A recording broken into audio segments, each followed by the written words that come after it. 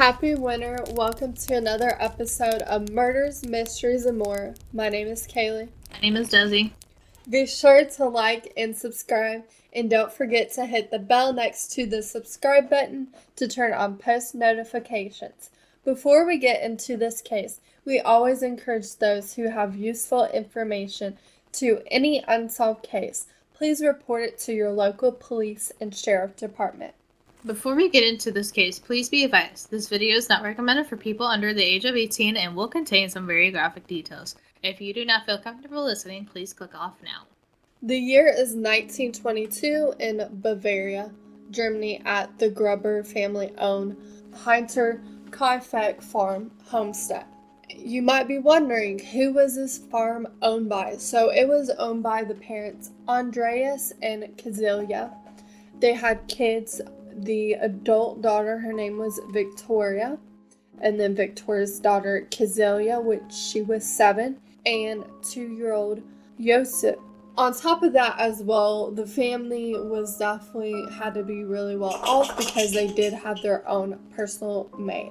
Her name was Maria Baumgartner. It was around either March 31st or April 1922. And the entire family, including the maid, were murdered.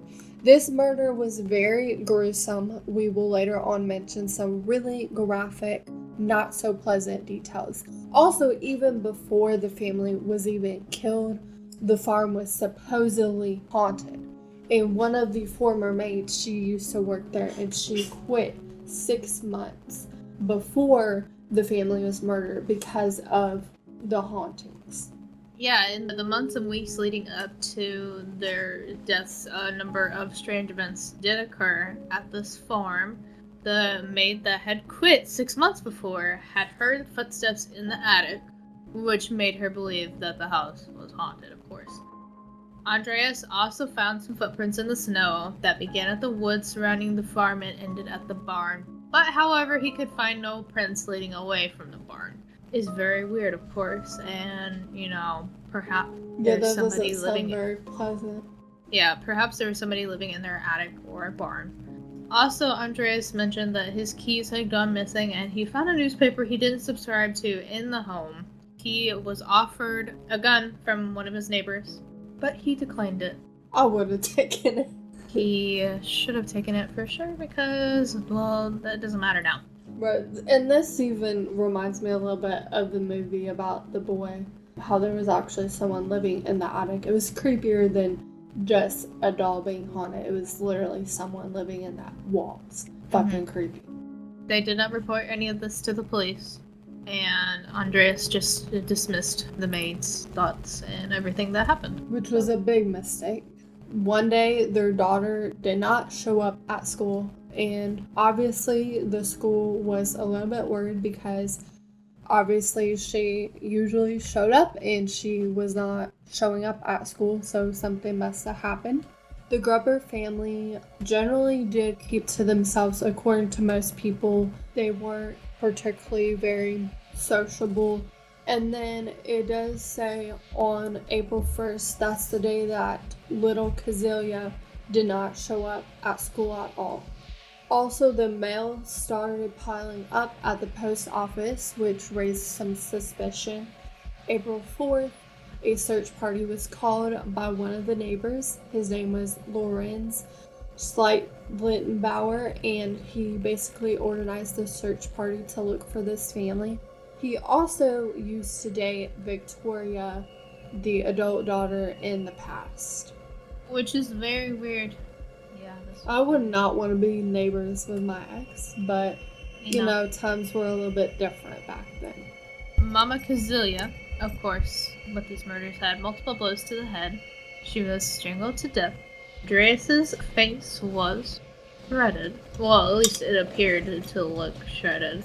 He had blood all over his face. His cheekbones even stuck out, which is very strange, and that's not normal, of course. And Victoria's skull was shattered. And she had been hit with an object in the back of the skull. So, my question to you for this is, why did everyone die such a different, gruesome deaths? So I'm guessing whoever killed them must have really known all the family, and maybe some of the family they hated more than others, so that's why some people had more trauma, even though it was all very traumatic for all of them. So some people had more of what you would say a little bit more gruesome than others because maybe they hated certain people in the family more. Maybe also they were murdered differently because if it was kind of the same type of killing, it would make it much easier for the police to figure out who committed this versus if it was a bunch of sporadic different ways. It would make it a lot harder for the police to really link a suspect to this case. And wait, it does get much worse. So the little 7-year-old girl, Cazilia, her jaw was literally broken into little pieces. Her neck and face also had slash wounds, maybe indicating that whoever killed her may have used a knife. All these bodies were found and covered in hay. Josef and the maid were found in a different area. They were actually found inside the farmhouse. Both of them had several blows to their head. And the way that their head was hit, it does seem like they were likely hit by a mattock. A mattock is a pickaxe used for digging. That does not sound very pleasant. Do you think the murderer used a knife on little Cazilia's face? I think it's definitely possible they used a knife on her face, especially because her wounds on her neck and face were different than, per se, like Andreas or anyone else's. They were more like slash wounds, which are better done by a knife, so it's very possible. And then, why do you think for Josef and the maid, why do you think the killer used a mattock? Maybe it was because it was something that had easy access to? It's very possible, depending on where the mattock was. That's true. And I imagine, like, it would be a lot easier to use stuff from the farm rather than buying an actual weapon, and you're less likely to get caught if you use something different. Now, the Gruber family likely died instantly from all of these, the blunt force trauma and all that stuff. The exception, though, was 7-year-old Cazilia. It's very possible she died of shock, but it had appeared that she had ripped out multiple strands of hair. Farm animals and the dogs were perfectly fine. They were not harmed, but there was smoke coming from the chimney, of course. But some have theories that the former maid could have been living there, and they also have theories that maybe even previous maid did it.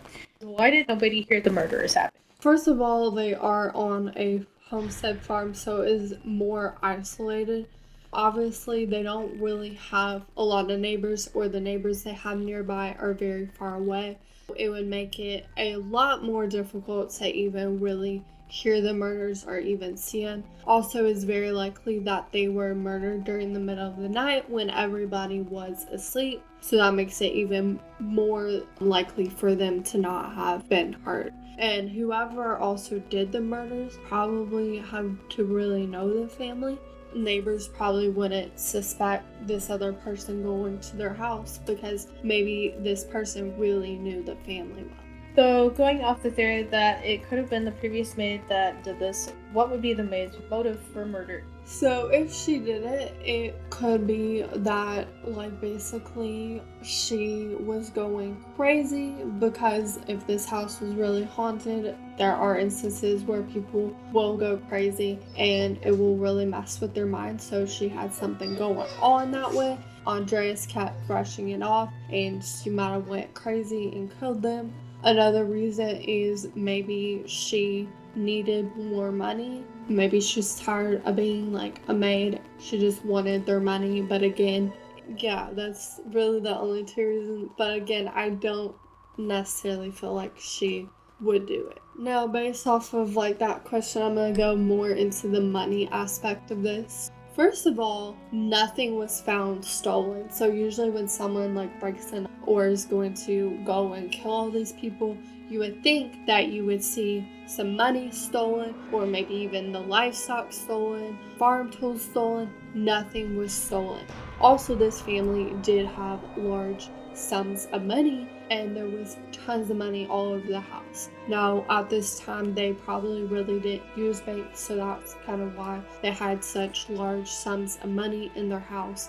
but you would think that some of that money would have been gone. It's weird that it was still there. Because like I said, usually money would be a major motive for anyone to kill all the members. But that was not the case. So that is... Now, Lawrence, the neighbor who called the search party, he actually dated Viktoria, the adult daughter, in the past. Like, he used to date. And it was theorized that he could have been Josef's actual father instead of somebody else. So, because of that, in the beginning, yes, he was one of the suspects.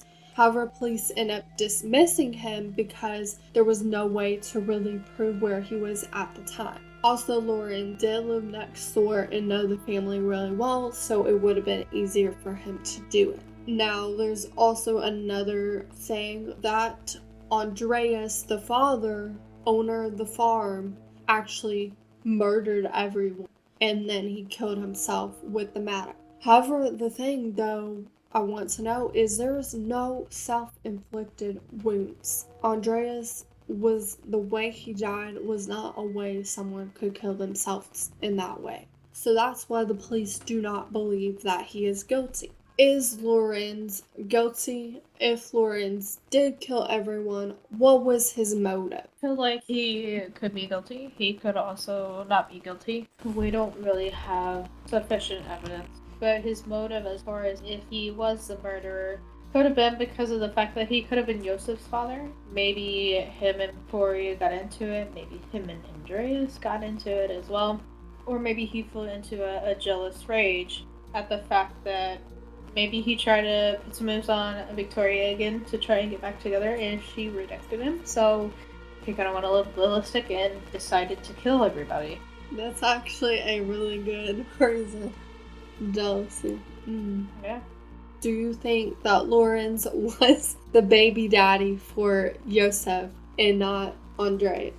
It's like a 50-50 chance because, with pregnancies and all that stuff, it's down to the exact date that you conceived. So depending on the timeline and all that stuff would determine if it was Lorenz or Andreas. But it's possible. 50-50. And if it was Lawrence, could this been a motive for Andreas, the father, to kill his entire family and then himself? For sure, because, he would have went about his life thinking that he was the father of this baby and found that he wasn't, that somebody else was. And that actually is really hard on a person mentally and physically. So it could have sent him into a rage. Whether it was his intention to kill the whole entire family or not, that I don't know about that. Maybe he just planned to kill on Victoria, but then he maybe possibly got caught. So he kind of had to off the whole entire family and then himself. Yeah, and it's really sad if he was the one that killed. That would maybe, even if then maybe he would have killed little 2-year-old Josef. Other theories, though, are that it was just completely random, unknown person. But there is limited concrete evidence for other suspects. There's lack of advanced investigative technology, which makes it harder to find a suspect, especially in this point of time. But he could have been somebody who was familiar with farm work. Could have been somebody with a grudge against the family. You never know. But the hits were removed and sent to sidekicks. But zero lift for the police. They got nowhere with it.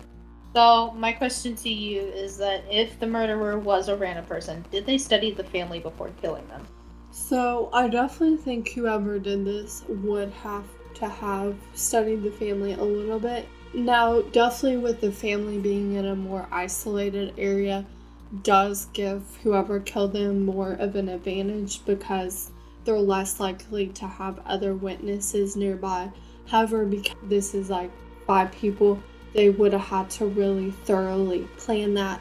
They couldn't just kill one person and then other people in the household wouldn't have heard it.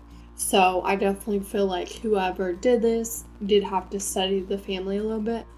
Also because the way that they were killed in such different ways, how one of the weapons supposedly used was actually a farm tool, makes me think that person definitely had to know about farming and have to kind of know a little bit about the family before going through with it. Now into one of the last suspects. So this dude's name is Carl Gabriel. Supposedly this is actually Victoria's kids. Cazilia is 7 years old, so her father. Carl apparently did die in the war. However, there is this theory, is kind of way out there, that he did not really die from the war and he stole another soldier's identity and decided to come back and kill the family. I do want to mention that Andreas, which is Victoria's dad, and her, this is going to be super gross, but both of them fucked in 1950. They were both guilty of incest. Sweet home Alabama. And what's crazy too is that I didn't even know that this was a thing, but the father did have to serve 1 year in prison because of the incest, and even the daughter had to serve 1 month in prison as well. People do theorize that Carl went ballistic and killed the family for revenge because he did not like that Andreas and Viktoria, dad and daughter, fucked. Carl's body also, unfortunately, was never found because the way he died was supposedly like a bomb went off and blew his body up. Obviously, you're not going to have a body there. But even though his body was never like uncovered, there was multiple witnesses. And I'm sure like if a bomb went off, that people definitely would know. So my first question is, do you think Carl really died from a bomb in the war? Very possible. People die in the war all the time from a bomb, and of course they can't recover bodies because the bomb goes boom boom explosion. So yeah, no, it's very possible. Even though they didn't find a body and all that stuff, he could have died from a bomb in the war. Yeah, I definitely feel like that too. I feel like it's less likely that he came back and stole another soldier identity. Yeah, it is, but you can't pass anything by. If he somehow did not die and stole another soldier's identity, was he guilty of the murder? He could have been. And do you think he would have killed the family because he was jealous of Victoria sleeping with her own dad? I don't know if it would be jealousy, because that's a little weird to be jealous of somebody fucking their dad. Gross! That's super gross. That girl has daddy issues. Yeah, no, I think he could have taken revenge for sure because of it, not because he was jealous. Maybe he did it to get revenge on the dad more so than Victoria. I mean, if he didn't know Lorenz too, he could have gotten revenge because of that too. But as far as the HinterKaifeck murders today, the heads, of course, were lost in World War II. Like a lot of things. The family was buried in a cemetery and the farm was demolished. There was a monument placed where the farm was, and in 2007, Bernstein Fieldbrook Police Academy took on the case. Of course, they didn't solve the case, but did debunk a theory, but will not post it out of respect for, I guess, the family or past times. So this still remains unsolved.